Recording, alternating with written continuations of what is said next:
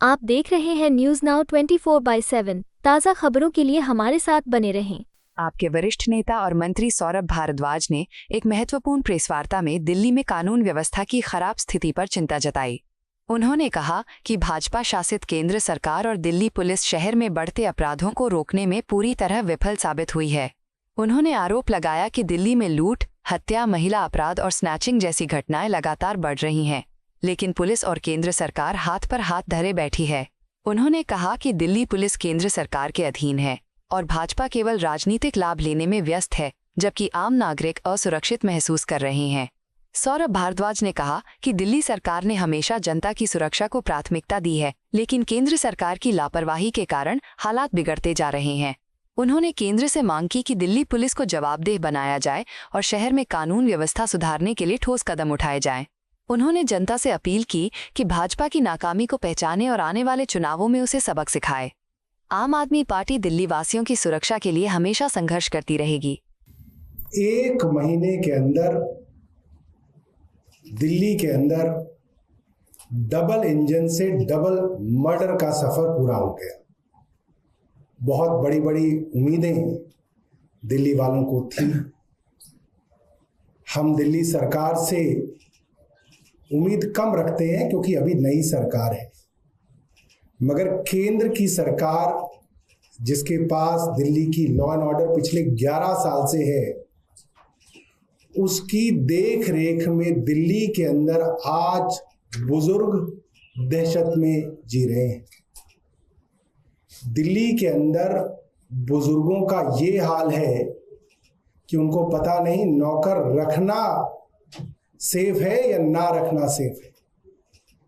कल जो घटना हुई है दिल्ली में, उससे पूरी दिल्ली के बुजुर्ग और उनके बच्चे जो दूसरे शहरों में या विदेशों में रहते हैं, वो परेशान हैं। दिल्ली के बहुत पॉश माने जाने वाले कोहाट एन्क्लेव के अंदर 70 वर्षीय बुजुर्ग और उनकी पत्नी की बहुत निर्मम हत्या का मामला सामने आया है। 3 दिन तक घर में लाश सड़ती रही, किसी को कानो कान खबर नहीं थी। जब दरवाजा खोला गया तो देखा जो बुजुर्ग सरदार जी थे, उनके गले में नेबुलाइजर की पाइप डाल के उनकी हत्या कर दी गई। उनकी पत्नी की लोहे की रॉड मार के निर्मम हत्या की गई। पूरा कमरा लहूलुहान था। बताया जाता है कि चोरी डकैती के उद्देश्य से किया गया। खास बात यह है कि कोहाट एन्क्लेव हमारी नई मुख्यमंत्री के बिल्कुल पड़ोस का इलाका है। शालीमार बाग से ये है, त्रिनगर विधानसभा में कोहाट एन्क्लेव आता है। उन्हीं के दूसरे पड़ोस में 2 दिन पहले न्यू अशोक विहार फेस 1, वो भी उनके बिल्कुल पड़ोस में है।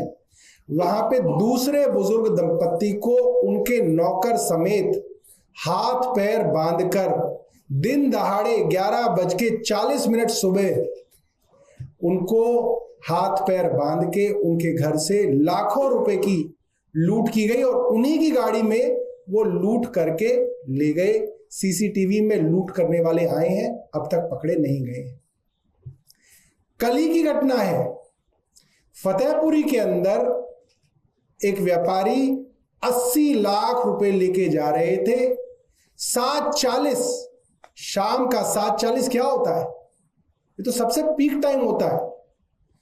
और फतेहपुरी जैसी जगह में तो सारी दुनिया उस सड़कों पे होती है। वहां पे बंदूक की नोक दिखा के व्यापारी से 80 लाख रुपए दिन दहाड़े लूट लिए गए। सीसीटीवी के ऊपर वीडियो मौजूद है, कोई कुछ करने वाला नहीं है। 1 फरवरी की घटना है, एक बुजुर्ग की हत्या की गई और उनके यहाँ जो मेडिकल इक्विपमेंट थे, 80 साल के बुजुर्ग की हत्या करके उनके मेडिकल इक्विपमेंट लूट लिए गए। उससे पहले मैंने आपको बताया था नवंबर 2024 में, जहां मैं और अरविंद केजरीवाल जी मिलने गए थे उस परिवार से, पंचशील पार्क जैसे पॉश इलाके के अंदर एक बुजुर्ग को 25 बार चाकू मार के उसकी हत्या की गई थी, लूट के इरादे से। और ये मामले ऐसे नहीं है कि इक्के दुक्के मामले हैं। 2022 की एनसीआरबी की रिपोर्ट है जो केंद्र सरकार छापती है, उसके हिसाब से जितने वारदातें बुजुर्गों के खिलाफ पूरे देश में होती हैं उसमें से 27% वारदातें दिल्ली में होती हैं। यानी कि बुजुर्गों के खिलाफ होने वाले क्राइम्स में हर चौथा क्राइम देश की राजधानी दिल्ली के अंदर होता है। और ये वो राजधानी है जिसकी लॉ एंड ऑर्डर की कमान जो है केंद्र सरकार और उनके गृह मंत्री के हाथ में है। बड़ा आसान है, कोई और राज्य होता तो हम कहते कि पुलिस के ऊपर कार्रवाई हो, हम गृह मंत्री से इस्तीफा मांगते, कहते डीसीपी को लाइन हाजिर किया जाए, एसएचओ को सस्पेंड किया जाए, मगर यहां पे तो वो ही नहीं मान सकते। दिल्ली पुलिस तो अभी 1 महीने पहले भारतीय जनता पार्टी की सरकार को चुनाव जिताने में लगी हुई थी। वो पुलिस जो इनकी सरकार बचा रही थी, वो सरकार अब दिल्ली पुलिस को बचाएगी। तो आप क्या उम्मीद कर सकते हैं कि ये किसी का ट्रांसफर करेंगे या ये किसी को सस्पेंड करेंगे या ये डीसीपी को लाइन हाजिर करेंगे? इन्होंने दिल्ली पुलिस का ऐसा राजनीतिकरण किया है कि जिस पुलिस से आप चुनाव लड़वाएं खुद को, आप उसको क्या जिम्मेदारी कह सकते हैं और उसकी क्या आप जवाबदेही तय कर सकते हैं? या तो सब मिला जुला मामला है। मगर इसके बावजूद हम कुछ बातें कहेंगे जो केंद्र सरकार को करनी चाहिए। अब 11 साल हो गए, अब जरूरी है कि कुछ चीजों के ऊपर सकारात्मक कदम उठाए जाएं।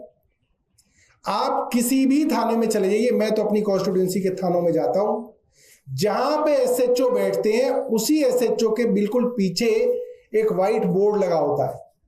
उस व्हाइट बोर्ड पे लिखा होता है इस थाने में कितने इंस्पेक्टर हैं, कितने पद हैं, कितने रिक्त हैं, कितने सब इंस्पेक्टर हैं, पद कितने हैं, कितने रिक्त हैं। मैं आपको बता सकता हूं, आप किसी भी थाने में चले जाइएगा, 100 कांस्टेबलों के पद होंगे तो 50 रिक्त होंगे, 100 हेड कांस्टेबलों के पद होंगे 50 रिक्त होंगे। और ये हालत खराब ही हो रही है जब से भारतीय जनता पार्टी की केंद्र सरकार आई है, क्योंकि दिल्ली पुलिस के अंदर भर्तियां ना के बराबर हैं।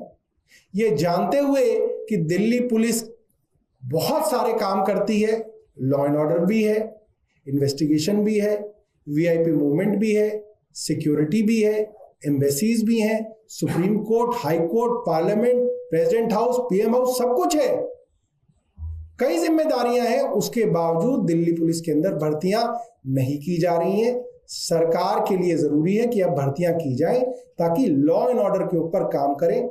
आप किसी एसएचओ से कहिए कि यहां पे आपका 20 कांस्टेबल नहीं आता, वो कहता है बिल्कुल नहीं आता, मेरे पास 20 कांस्टेबल है ही नहीं। चार्जशीट नहीं होती। सबसे बुरा हाल बुजुर्गों के खिलाफ जो क्राइम है उसके अंदर चार्जशीटों का है। 30% केसों के अंदर चार्जशीट होती है। ये 2022 का एनसीआरबी का डेटा दिखाता है। मैं आपको 1-2 वीडियो दिखाता हूं। अभी की कल की ही जो लूट है उसकी वीडियो है, एक बार आप दिखा दीजिए भाई।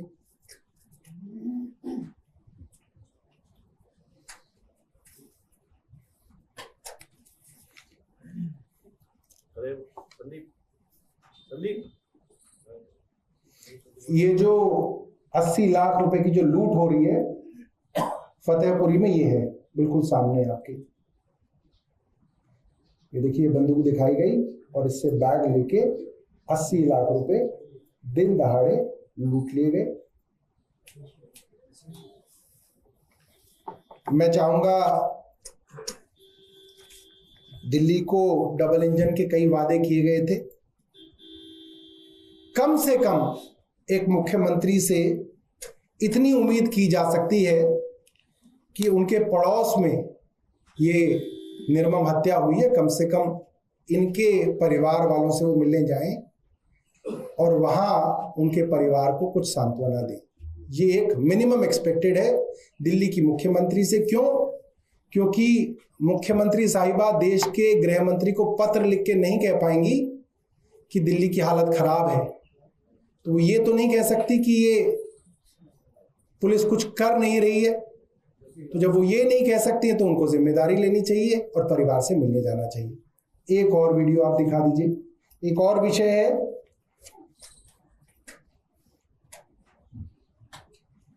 ये पटपड़गंज के वेस्ट विनोद नगर का वीडियो है। मैंने कुछ दिनों पहले पढ़ा था कि दिल्ली के अंदर नाव योजना की तैयारी भारतीय जनता पार्टी कर रही है, मगर इतनी जल्दी नावों का टूरिज्म शुरू हो जाएगा इसकी उम्मीद मुझे नहीं थी। ये वेस्ट विनोद नगर पटपड़गंज विधानसभा की हालत है। पानी जो है सीवर का पानी है, क्योंकि आपको पता है अभी तक बरसात नहीं हुई है दिल्ली में, तो बरसात का पानी तो नहीं है, ये सीवर का पानी है पटपड़गंज इलाके का वेस्ट विनोद नगर। इतना ऐसा क्यों दिख रहा है? ये तो ठीक दिख रहा था वीडियो। अच्छा, फिर भी बहुत ज्यादा पतला दिख रहा है।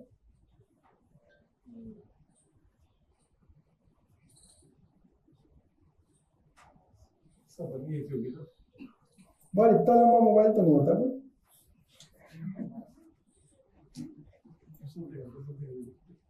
हाँ करो, हाँ देखो, हमने भी मोबाइल देखे हैं। इसको तुम 4:3 पे चला लो।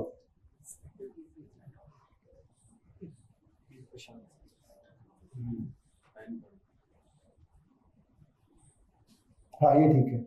ये वेस्ट विनोद नगर पटपड़गंज विधानसभा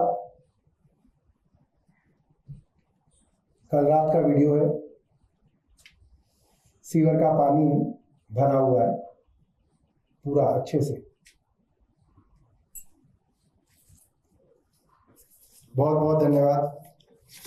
आपका कोई प्रश्न है तो इसके जरिए आप क्या सवाल खड़े करना चाहते हैं जब जल भरा होगा? नहीं, इसके जरिए हम यही कहना चाहते हैं कि हमने सुना था कि दिल्ली में नाव चलाने का कार्यक्रम भारतीय जनता पार्टी शुरू कर रही है, मगर इतनी जल्दी कर देगी इसकी उम्मीद नहीं थी हमें।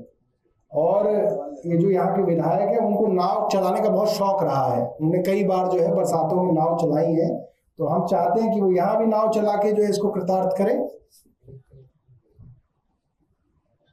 और कोई प्रश्न आपका? सौरभ जी से अलग एक स्थिति बन रही है, पंजाब और दिल्ली में आप नेताओं के बीच ही तकरार की बातें सामने आ रही हैं। हरभजन सिंह जो आपके सांसद हैं वो कह रहे हैं कि ड्रग माफियाओं के जो घर तोड़े जा रहे हैं, जो बुलडोजर एक्शन चल रहा है पंजाब सरकार का, वो गलत है, किसी के सर से छत नहीं छीनना चाहिए। सोमनाथ भारती ट्विटर पे अटैक कर रहे हैं हरभजन सिंह पे। देखिए, हरभजन जी ने एक बड़ा लंबा इंटरव्यू दिया है और उसके अंदर उन्होंने कई बार इस बात को कहा कि ड्रग्स बेचने वाले और ड्रग्स के तस्कर, इन लोगों के खिलाफ सख्त से सख्त कार्रवाइयां होनी चाहिए और सभी स्पोर्ट्समैन हों, सेलिब्रिटीज हों, राजनीतिक दल हों, सबको साथ आके इस लड़ाई को लड़ना चाहिए।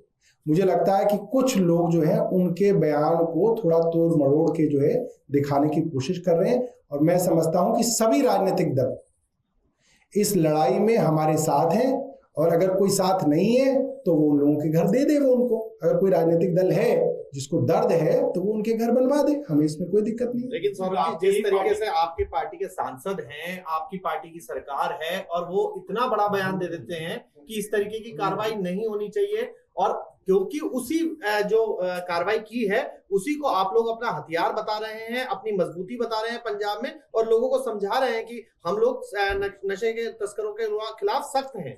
देखिए, हरभजन जी ने नशे के खिलाफ बहुत कुछ कहा है और उन्होंने बड़ी सराहना की है कि पंजाब सरकार जो ड्रग्स के खिलाफ मुहिम चला रही है उसमें सबको हिस्सा लेना चाहिए, सभी सेलिब्रिटीज को, सभी स्पोर्ट्स पर्सन्स को और सभी राजनीतिक दलों को।